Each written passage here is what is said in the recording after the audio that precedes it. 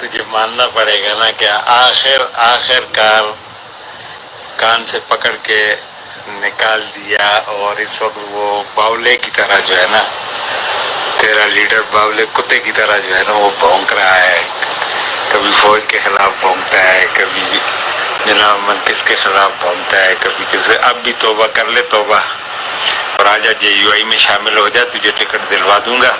ادھر سے تو اب تجھے ٹکٹ بھی نہیں ملنی۔ لانگ مارچ میں یہ جناب من 15 آدمی لے کے، اور جناب تم نے شرکت کی ہے تو تمہاری وہ پتہ چل گیا اس کو، اس لیے اب ادھر سے ٹکٹ بھی ملنا مشکل ہے۔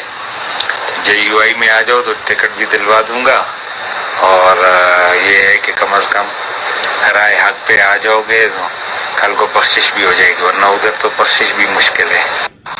مولانا پہلے اپنے لیڈر کا جسہ تو اسلامی کر لے، ہے نہ اس کا جسہ اسلامی ہے، نہ اس کی عقل، نہ اس کی شکل، نہ اس کے کرتوت۔ ہاں مجھے کہتے ہو جو ہے نا JUI میں جوتے کی نوک پہ رکھتا ہوں جو ہے نا، عالم سو کہتے ہیں جو اللہ اس کے رسول کو اور دین کو اپنے پیٹ پوجا کے لیے، اپنی ذات کے لیے، اپنے خاندان کے لیے استعمال کرتا ہے وہ عالم سو ہے۔ تو ان پہ جان آپ ہی فیصلہ کر لو۔ میں اس عالم سو کو جوتی کی نوک پہ جو ہے نا رکھتا ہوں کہ جو اللہ اس کے رسول کا نام بیچنے والا ہو۔ مولوی تو جانتا ہی نہیں ہے فیاض چوہان کو جو ہے نا، چھوڑ تو مجھے کیا بتا رہا ہے جو ہے نا، سمجھ گیا؟ فیاض چوہان جس ملنگ اور دبنگ خون سے جو ہے نا اور اس کے مزاج سے تعلق ہے نا، وہ یہ ٹکٹے شکتے چھوڑو ساری باتیں۔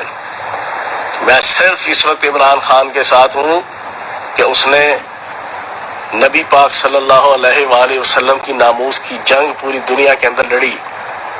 تیرے لیڈر کے اندر تو کرتوت ہی نہیں ہے، وہ تو کانا ہے جانا اس امریکہ کا اور اس جانا یورپی طاقتوں کا جانا، اس کو کیا پتا جانا باندر کا جانا ادرک کا سواد مجھے بتاتا ہے جانا، بھائی ہے میرا تو دوست ہے جانا، مجھے بتا رہا ہے جانا ٹکٹ ایسی کی تیسی ٹکٹ کی جانا۔ اس وقت صرف اور صرف اللہ اور اس کے رسول کی خاطر جانا جس لیڈر نے جانا چاہے جتنا مرضی وہ گناہ گار ہے، خطا کار ہے، منافق نہیں ہے، اللہ اور اس کے رسول کا نام بیچنے والا نہیں ہے، اس نے نبی پاک صلی اللہ علیہ وسلم کی ناموس کی جنگ لڑی ہے، فیاض چوہان اس کے ساتھ کھڑا ہے، سمجھ گئے؟